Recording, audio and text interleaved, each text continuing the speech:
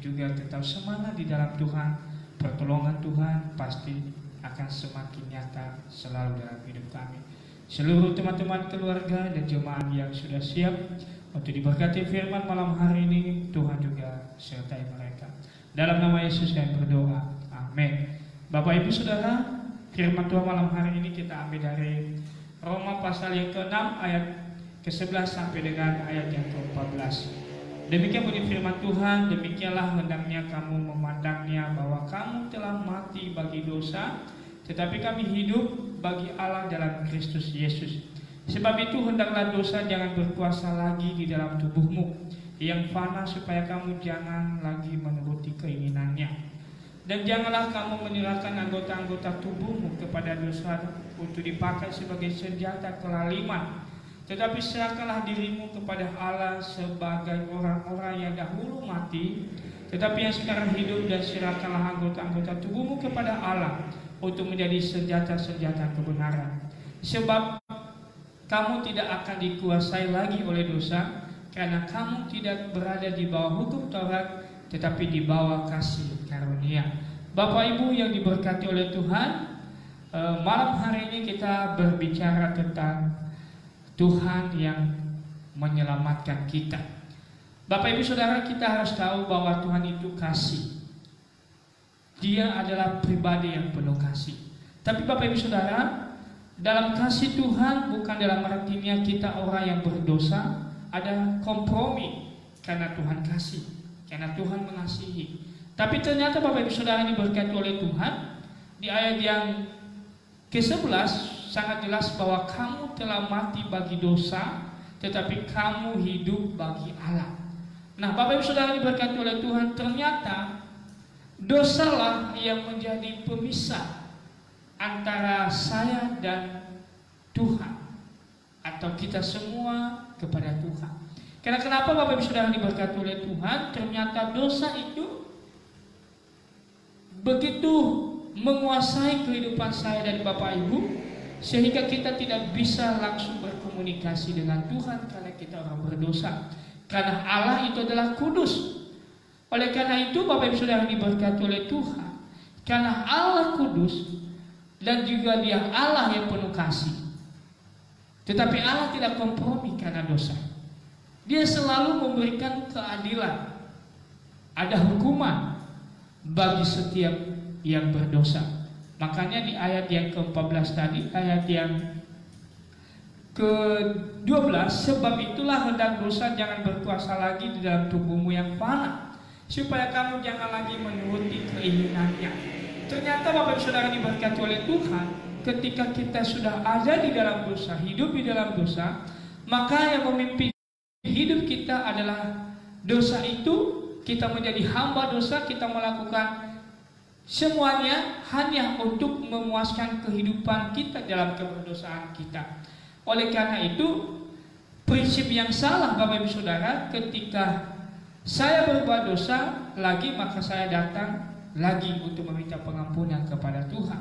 Dan ini Bapak Ibu Saudara diberkati oleh Tuhan, ini prinsip yang salah ketika kita di dalam kehidupan yang berdosa. Hidup di dalam dosa itu bukan hidup terus di dalam dosa datang lagi kepada Tuhan minta pengampunan, itu salah Bapak Ibu Saudara. Tetapi kita sudah tahu tadi bahwa ketika kita ada di dalam dosa, maka kita sudah mati di dalam dosa itu. Maka ada penghukuman Bapak Ibu Saudara, karena kita harus dihukum karena dosa kita. Tetapi karena kasih Tuhan, Dia melihat kita sebagai ciptaannya, orang yang berharga di matanya, Dia harus mengadakan penghukuman Bapak Ibu Saudara. Walaupun kita berharga di matanya, tetapi yang menerima semuanya itu adalah Kristus Yesus, anaknya yang tunggal, Dia yang menjadi penebus semuanya itu. Yang seharusnya kita yang dihukum mati karena keberdosaan kita, yang seharusnya kita yang dihukum di atas kayu salib karena keberdosaan kita, tetapi Tuhan sudah menebusnya semuanya itu di atas kayu salib. Di ayat yang ke-14, sebab kamu tidak akan dikuasai lagi oleh dosa, karena kamu tidak berada di bawah hukum Taurat, tetapi di bawah kasih karunia. Jadi sangat jelas bahwa kita orang yang berdosa, kita hanya menikmati penebusan, menikmati keselamatan, karena kasih karunia. Artinya kita terima semuanya itu karena anugerah semata-mata daripada Tuhan, bukan karena perbuatan baiknya saya dan Bapak Ibu, bukan karena hebatnya saya dan Bapak Ibu, tetapi karena kasih karunia. Dan ini bisa diterima, bisa dialami oleh bagi setiap orang yang meresponi akan kasih karunia ini. Jadi penebusan itu kepada semua orang, tetapi bagi mereka yang meresponi karya keselamatan itu. Oleh karena itu Bapak Ibu Saudara diberkati oleh Tuhan, ini sangat penting kita harus memahami. Ternyata kasih Tuhan di dalam kehidupan saya dan Bapak Ibu adalah kasih yang memang benar-benar adil, tidak ada kompromi. Maka kita sebagai orang-orang yang percaya kepada Tuhan, apa yang menjadi tanggung jawab kita Bapak Ibu Saudara diberkati oleh Tuhan? Di ayat yang ke-13, janganlah kamu menyerahkan anggota-anggota tubuhmu kepada dosa untuk dipakai sebagai senjata kelaliman, tetapi serahkanlah dirimu kepada Allah sebagai orang-orang yang dahulu mati tetapi sekarang hidup, dan serahkanlah anggota-anggota tubuhmu kepada Allah untuk menjadi senjata-senjata kebenaran. Kita yang sudah merasakan, menikmati, menerima karya keselamatan daripada Tuhan, firman Tuhan tadi katakan, serahkanlah anggota-anggota tubuhmu kepada Allah untuk menjadi senjata-senjata kebenaran Allah. Artinya saya dan Bapak Ibu sekarang sudah menikmati karya penebusan daripada Tuhan, maka seluruh eksistensi kehidupan kita mari kita gunakan untuk menjadi senjata-senjata kebenaran Allah. Artinya apa? Apa yang ada di dalam seluruh kehidupan kita sekarang bukan kita gunakan untuk hidup di dalam dosa, bukan kita gunakan untuk kepuasaan dagingnya kita, tetapi marilah kita gunakan seluruh kehidupan kita, totalitas kehidupan kita ini untuk menjadi senjata-senjata kebenaran Allah, untuk menjadi saksi-saksi Tuhan di tengah-tengah dunia yang penuh dengan keberdosaan ini. Disitulah kita hadir, di sanalah kita ada sebagai saksi-saksi Kristus, sebagai hamba Tuhan. Dan kita semua mari kita melakukan tugas tanggung jawab ini. Lewat apa kita menjadi saksi-saksi kebenaran Tuhan? Lewat keberadaan kita sebagai anak-anak Tuhan, lewat perkataan kita, lewat tingkah laku kita, lewat ide dan pemahaman kita.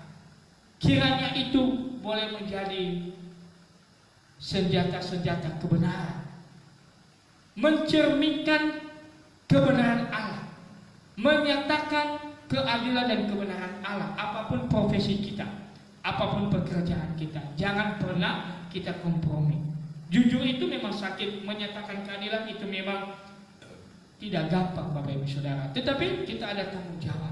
Kita tidak lagi hidup di dalam kehidupan kita sebagai orang berdosa, tetapi kita hidup di dalam kebenaran Tuhan yang sudah dikuasai, dipenuhi oleh firman-firman Tuhan yang setiap hari kita dengarkan. Oleh karena itu, marilah kita tetap berada di dalam kebenaran-kebenaran Tuhan. Walaupun situasi yang begitu sulit, keadaan yang begitu sulit, tetapi jangan pernah kita kompromi dalam keadaan yang seperti itu. Roma pasal 6 ayat yang ke-8. Jadi, jika kita telah mati dengan Kristus, kita percaya bahwa kita akan hidup juga dengan Dia. Kiranya ini juga boleh menjadi dasar iman kita, pemahaman kita sebagai orang-orang yang percaya kepada Tuhan, bahwa Allah yang kita kenal adalah Allah yang hidup, Allah yang mengerti, Allah yang memahami, Allah yang berdaulat, Allah yang berkuasa dalam kehidupan saya dan Bapak Ibu. Mari kita bersatu dalam doa. Terima kasih untuk firman Tuhan malam ini mengingatkan kami akan karya keselamatan, karya penebusan yang sudah Tuhan kerjakan melalui anak Yesus Kristus bagi kami. Kiranya kami boleh juga mempertanggungjawabkan apa yang kami terima, apa yang kami responi dari kebenaran